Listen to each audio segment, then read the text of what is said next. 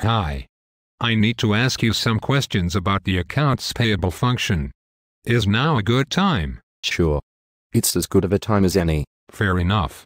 Can we start by going through how invoices are received? Sure. We have various members of the accounting team opening the incoming mail each day in pairs, and any invoices received from vendors are passed to one of the receiving clerks. What do they do with the invoices? Well, we first confirm the mathematical accuracy of the invoice, and check the invoice details against the relevant purchase order and packing slip. If everything matches, they approve the invoice. What happens if there is a problem with an invoice? We notify one of the purchasing clerks, who will then contact the supplier directly to resolve the issue. Once the purchasing clerk has gotten things settled, they complete a debit memo, and send it to the bookkeeper for recording. How is the accounts payable subsidiary ledger adjusted? On a daily basis, we prepare a summary report for the bookkeeper listing out invoices received during the day.